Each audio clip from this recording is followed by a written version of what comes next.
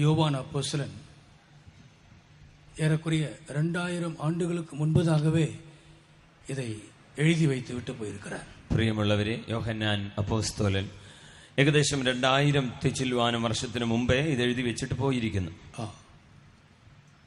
അവർക്ക് റോബോട്ട് എന്ന് சொல்ல தெரியல. തനിക്ക് അക്കാലത്ത് റോബോട്ട് എന്ന് പറയാൻ തനിക്ക് അറിയാൻ വയ്യായിരുന്നു. റോബോട്ട് എന്ന വാർത്തയെ സ്വരൂപം എന്ന് പറഞ്ഞ് சொல்லுகிறார்.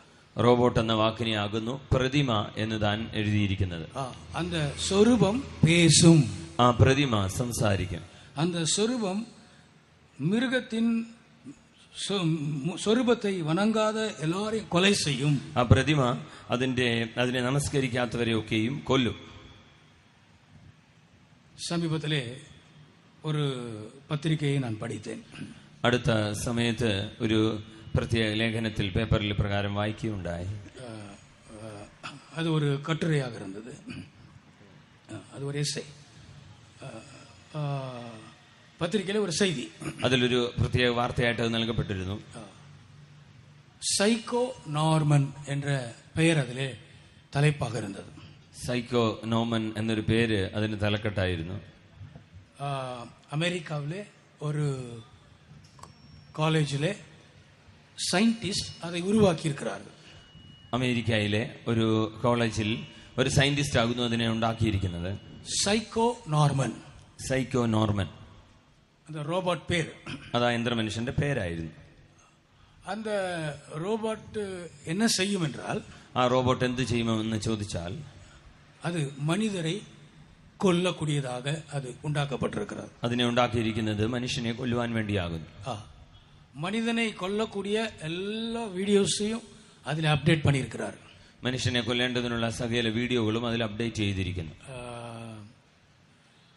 ഇലക്ട്രിക് ഷോക്ക് കൊടുത്ത് എപ്പടി കൊല്ലുவது, ഒരു വൈദ്യുതാഘാതം നൽകി എങ്ങനെ മനുഷ്യനെ കൊല്ലുവാൻ കഴിയും, എപ്പടി തുപ്പാക്കിയാൽ சுட்டு எப்படி கொல்லுவது, തോക്കെടുത്ത് വെടിവെച്ച് എങ്ങനെ മനുഷ്യനെ കൊല്ലുവാൻ കഴിയും, எப்படி கத்தியால் குத்தி கொல்லுவது, ഒരു മനുഷ്യനെ എങ്ങനെ കത്തിയെടുത്ത് കുത്തി കൊല്ലുവാൻ കഴിയും. இப்படிப்பட்ட வீடியோக்கள் எல்லாம் அந்த ரோபோட்டிலே അപ്ഡേറ്റ് பண்ணியிருக்கிறார். ഇങ്ങനെയുള്ള സകല വീഡിയോകളും ആ റോബോട്ടിൽ, ആ യന്ത്രമനുഷ്യന്റെ ഉള്ളിൽ അപ്ഡേറ്റ് ചെയ്തിട്ടുണ്ട്. മനുഷ്യനെ കൊല്ലக்கூடிയതാണ് ഒരു റോബോട്ട്. മനുഷ്യനെ കൊന്നുകളയേണ്ടതിനുള്ള റോബോട്ട്.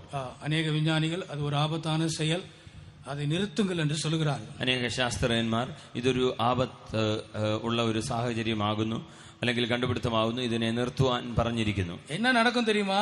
കണ്ടുപിടിച്ചവരെ അത് പോയി കൊല്ലും. എന്ത് നടക്കുമെന്നറിയാമോ? ഇതിനെ ഉണ്ടാക്കിയവരെ, കണ്ടുപിടിച്ചവരെ തന്നെ ഇത് പോയി കൊല്ലുവാനിടയാകും. அதுதான் நடக்கும். ഇതാണ് ഇനി നടക്കാൻ പോകുന്നത്.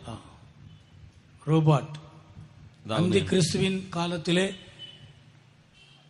உண்மை கிறிஸ்தவர்களை, മുദ്രയെ ഏറ്റുകൊള്ളാതെ ക്രിസ്തവകളെ കൊല്ലപ്പോകുന്നത്. ഈ യന്ത്രമനുഷ്യനാകുന്നു എതിർ ക്രിസ്തുവിന്റെ കാലത്ത് തന്റെ മുദ്ര ഏൽക്കാത്തവരെ കൊല്ലുവാൻ പോകുന്നത്. അത് ഇപ്പോഴേ അതിനുடைய കാര്യം തുടങ്ങിയിരിക്കുന്നത്. ഇപ്പോൾ തന്നെ അതിന്റെ കാര്യങ്ങൾ ആരംഭിച്ചിരിക്കുകയാകുന്നു. ആർട്ടിഫിഷ്യൽ ഇന്റലിജൻസ് എന്ന് சொல்கிறார்கள். ആർട്ടിഫിഷ്യൽ ഇന്റലിജൻസ് അല്ലെങ്കിൽ കൃത്രിമ ബുദ്ധി എന്ന് നാം കാണുന്നു. AI தான் இன்றைக்கு பிரதானமான ஒரு കാര്യமாக இந்த உலகத்தில் பேசப்படுகிறது. ആർട്ടിഫിഷ്യൽ ഇന്റലിജൻസ് അല്ലെങ്കിൽ AI എന്നുള്ള വിഷയമാകുന്നു ഇന്ന് ലോകത്തിലെ സാങ്കേതിക വിദ്യകളിൽ പ്രധാനപ്പെട്ട ഒരു കാര്യം. இந்த சைக்கோ நார்மன் இதை எப்படி ഉണ്ടാക്കിனார்கள், അതിന്റെ പിന്നാലെ இருக்கிற കാര്യം என்ன? ഈ സൈക്കോ നോർമൻ എങ്ങനെ ഉണ്ടാക്കപ്പെട്ടിരിക്കുന്നു, അതിന്റെ പിന്നണിയിലുള്ള വസ്തുത എന്താകുന്നു? ഇത് ഒരു സിനിമ പടமாக എടുക്കപ്പെട്ടത്. ഇതൊരു സിനിമയായി ചിത്രീകരിച്ചതാകുന്നു. 1960 ആണ്ടിലെ സൈക്കോ എன்ற പേരിലെ ഒരു സിനിമാവാக അത് വെളിയെ വന്നത്. 1960 വർഷത്തിൽ സൈക്കോ എന്ന പേരിൽ ഒരു ചലച്ചിത്രമായി അത് വെളിയിൽ വന്നതാകുന്നു. അതിലെ ഒരു ഹോട്ടலை നടത്തിക്കൊണ്ടത് ഉരിമയാളർ പേര് தான் നോർമൻ. അവിടെ ആ പടത്തിൽ ഒരു ഹോട്ടൽ നടത്തിക്കൊണ്ടിരുന്ന അതിന്റെ ഉടമസ്ഥന്റെ പേരായിരുന്നു നോർമൻ. அந்த നോർമൻ அந்த ഹോട്ടലിൽ തങ്ങിയിരിക്കുന്നവരെ കൊല ചെയ്യുവാർ. ആ നോർമൻ എന്ന വ്യക്തി തന്റെ ഹോട്ടലിൽ പാർക്കുവാൻ, താമസിക്കുവാൻ വരുന്നവരെ പോലും കൊന്നുകളയുമായിരുന്നു. ആരും കണ്ടുപിടിക്ക മുടിയാതെ. എന്നാൽ ഇത് കണ്ടുപിടിക്കാൻ ആർക്കും കഴിഞ്ഞില്ല. അവർ ഒരു സൈക്കോവാக இருந்தார். താൻ ഒരു സൈക്കോവായിരുന്നു. കൊലൈവെറിയുടേവராக இருந்தார். താൻ ഒരു കൊലപാതകത്തിന്റെ ആത്മാവുള്ളവനായിരുന്നു. ഇതാണ് 1960 എടുത്ത ഒരു സിനിമ. ഇത് 1960 വർഷത്തിൽ ചിത്രീകരിച്ച ഒരു ചലച്ചിത്രം. അമേരിക്ക ദേശത്തിലെ എടുക്കപ്പെട്ട ഒരു സിനിമ. അമേരിക്ക ദേശത്തിൽ എടുത്ത ഒരു ചലച്ചിത്രമാകുന്നു. ஆனால் இன்றைக்கு அது அமெரிக்காவிலே സൈക്കോ നോർമൻ என்ற ஒரு ரோபோட் ആയത്തമാക്കപ്പെട്ടിരിക്കുന്നത്. എന്നാൽ ഇന്ന് അതേ അമേരിക്കയിൽ സൈക്കോ നോർമൻ എന്ന ഒരു യന്ത്രമനുഷ്യൻ ഉണ്ടാക്കപ്പെട്ടിരിക്കുന്നു. അത് മനുഷ്യരെ കൊല്ലും, അത് മനുഷ്യരെ കൊന്നുകളയും. இப்பொழுது உலகத்திலே போட்டிகள் உண்டாயிருக்கிறதாக சொல்லுகிறார்.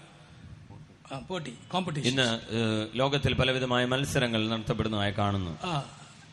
இப்போ அமெரிக்கா உருவாக்குனது போலவே ரஷ்யாவும் இதே போல கொலை செய்யக்கூடிய ரோபோட்டை உருவாக்கும்படியாக തീവ്രമായ ആരാய்ச்சிകൾ നടക്കുന്നത്. ഇപ്പോൾ അമേരിക്ക ഉണ്ടാക്കിയതുപോലെ റഷ്യൻ രാജ്യത്തിലും അതുപോലെ മനുഷ്യരെ കൊന്നെടുക്കുവാനുള്ള യന്ത്രമനുഷ്യനെ ഉണ്ടാക്കുവാനുള്ള ഗവേഷണങ്ങൾ നടന്നുകൊണ്ടിരിക്കുന്നു. யோசித்து பாருங்கள், சைனா, வட கொரியா, ஈராக், இப்படி எல்லாரும் போட்டி போட்டு இறங்கினால் இந்த உலகம் எப்படி மாறும் என்று யோசித்து பாருங்கள். നിങ്ങൾ തന്നെ ചിന്തിച്ച് നോക്കുക. ചൈന, ഉത്തര കൊറിയ, ഈജിപ്ത് ഇങ്ങനെയുള്ള രാജ്യങ്ങൾ ഇത് ചെയ്യുവാനായി പുറപ്പെട്ട് ചെയ്തു തുടങ്ങിയാൽ ഈ ലോകത്തിന്റെ അവസാനം എങ്ങനെയായിരിക്കും?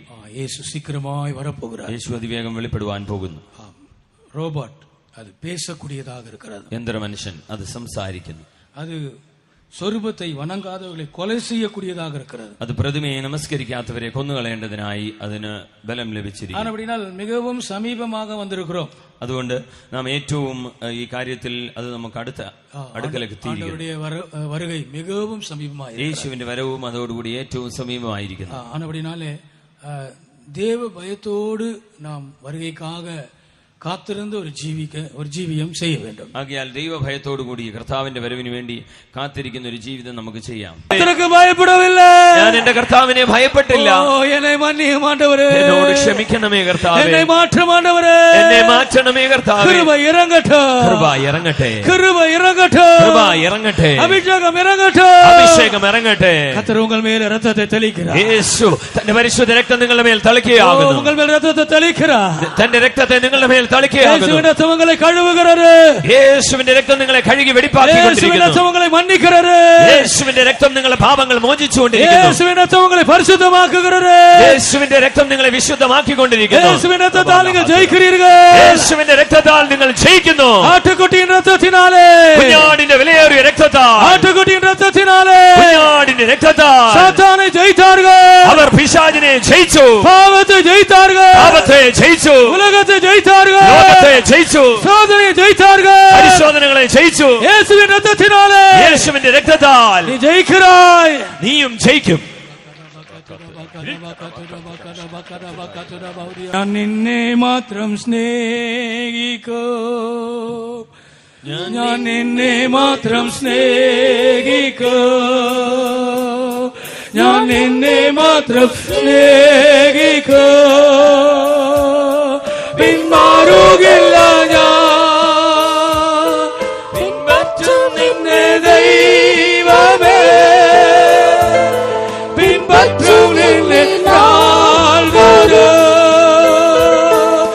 കൃപയാൽ നിലനിൽക്കും. പിന്മാറുകില്ല ഞാൻ, പിൻപറ്റും നിന്നെ ദൈവമേ, പിൻപറ്റും നിന്നെ നാൾവരും, കൃപയാൽ നിലനിൽക്കും. പിന്മാറുകില്ല ഞാൻ നിന്നെ മാത്രം സ്നേഹിക്കും. ആമേൻ, ഞാൻ നിന്നെ മാത്രം സ്നേഹിക്കും. എല്ലാവരും പാടുക,